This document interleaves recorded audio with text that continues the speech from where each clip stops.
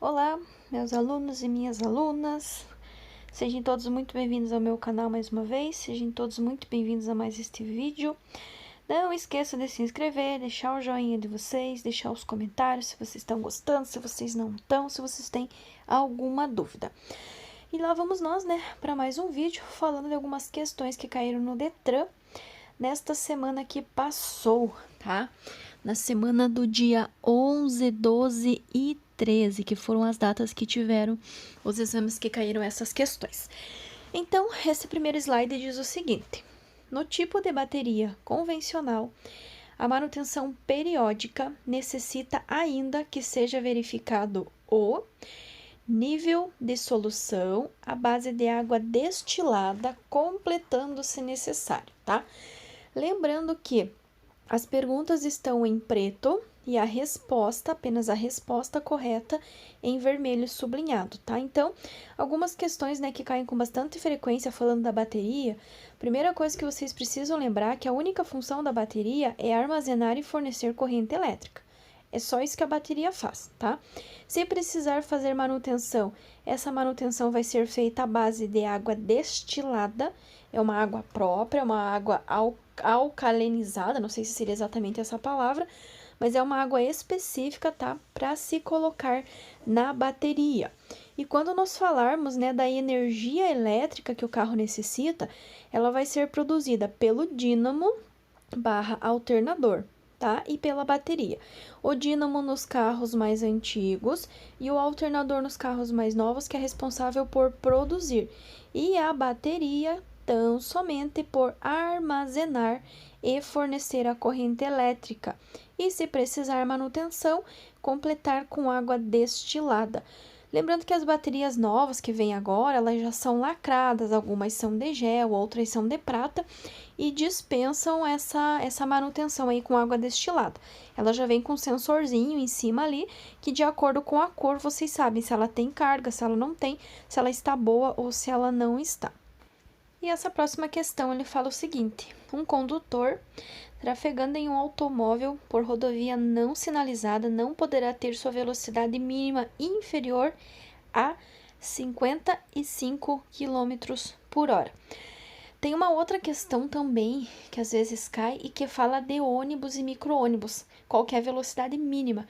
A velocidade mínima para ônibus, micro-ônibus e carros, gente, é 55. Não pode ser inferior a 55 km por hora.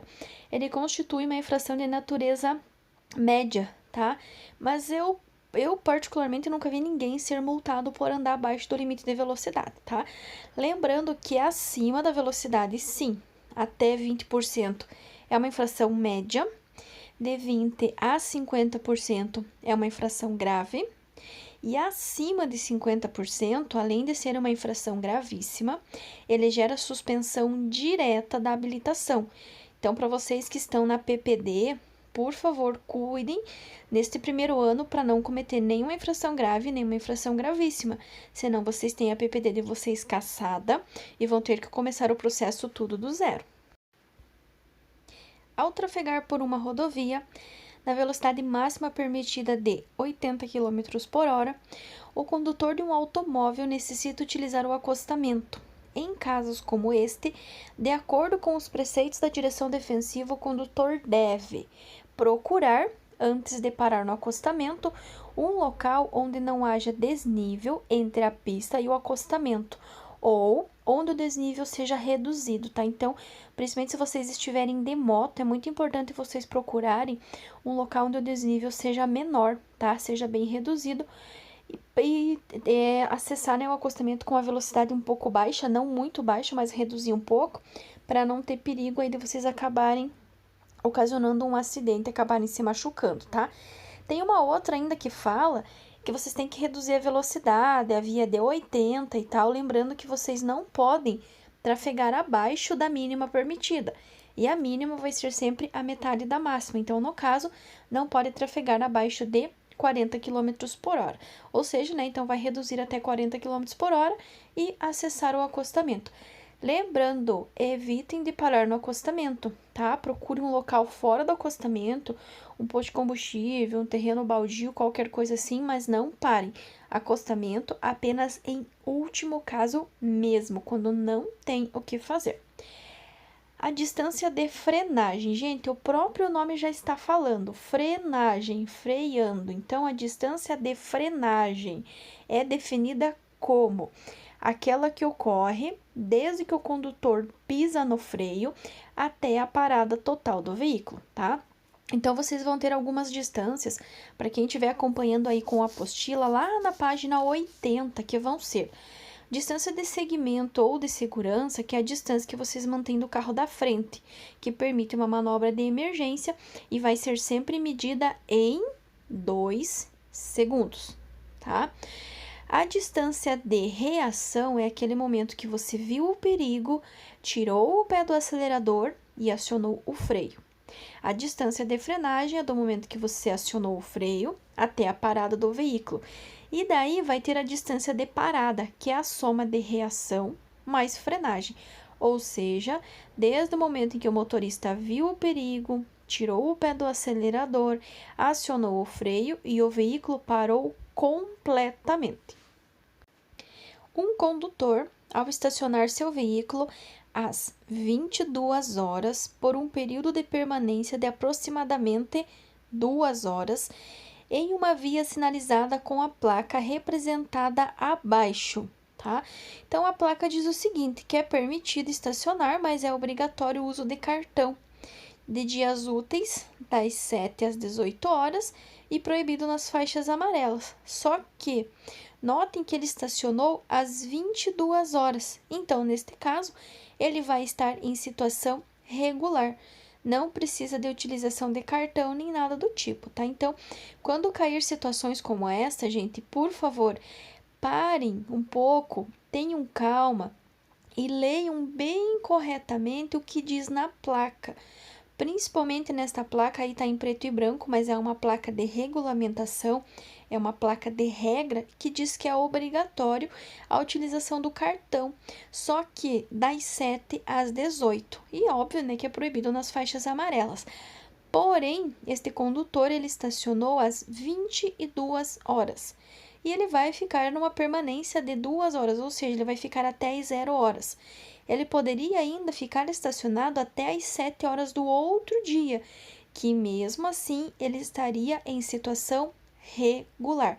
Então, sempre que caírem placas e principalmente quando tiver informações complementares, que é essa informação logo abaixo da placa, leiam com muita calma. Tem uma que cai bastante e que na placa está escrito exceto ônibus. E daí ele pergunta, né, para quem que o estacionamento é permitido ou proibido, não lembro de cabeça.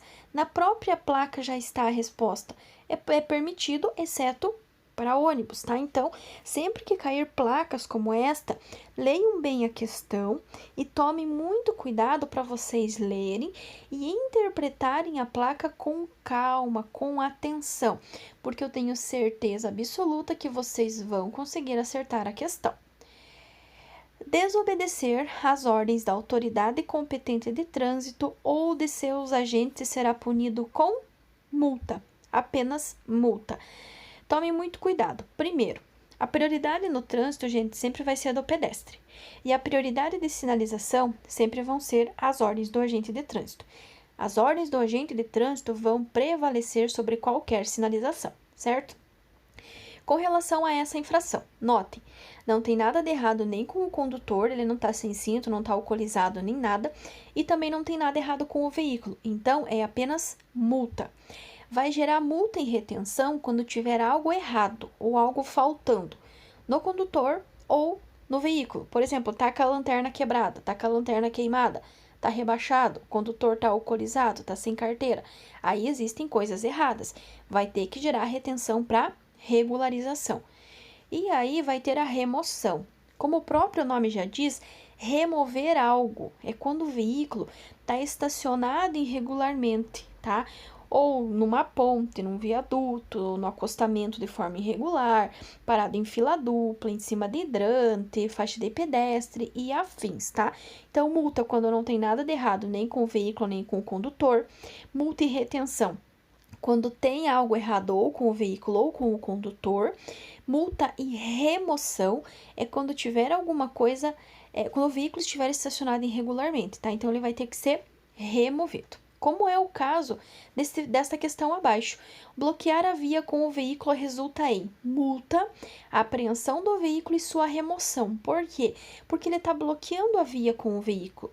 Tá? Então, neste caso, ele vai receber a multa, ele vai receber a retenção e ele vai receber a remoção. Ou seja, ele está atrapalhando a vida de alguém. Então, ele vai precisar ser removido da onde ele está. Em relação aos motociclistas, é regra de segurança obrigatória usar viseira ou óculos de proteção, tá? Então, para o motociclista é obrigatória a utilização de capacete. Este capacete tem que ter viseira ou óculos de proteção. Os demais itens, gente, eles não são obrigatórios. É aconselhável, né, que ande de jaqueta, de calça comprida, de calçado fechado e de luva. Mas obrigatório por lei é o capacete com viseira ou óculos de proteção apropriado, certo? A falta, gente, de capacete, tanto para o condutor quanto para o passageiro, gera uma infração gravíssima e suspensão direta da habilitação. Então, na PPD, vocês já sabem, né? Nem infração grave, nem gravíssima, nem reincidente de média. A velocidade compatível com a segurança é, primeiramente, que estiver determinada para a via, tá? Só que ela tem que estar de acordo com a situação e sinalização da via, local e visibilidade. Por exemplo, se a via é de 80 km por hora, mas tem cerração, tem garoa, tem chuva, eu não vou andar a 80.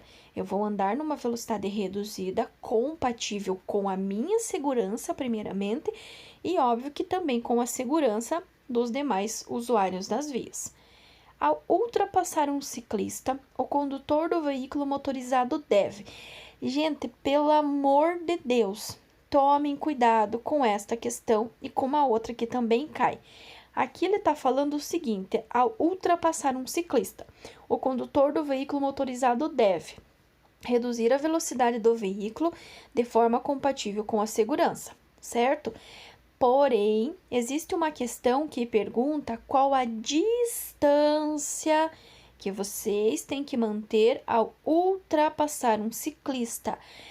Por favor, gente, a distância é fixa de 1,5 metro, 1,5 metros ao passar por um ciclista. Portanto, cuidem. Se ele falar, né, que ao passar por um ciclista, o que você vai fazer? Você vai reduzir a velocidade de forma compatível com a segurança. Porém, se ele perguntar em distância, a distância ao passar ou ultrapassar um ciclista, ela é fixa e tem que ser de 1,5 metros, 1,5 metros. Ok, pessoal?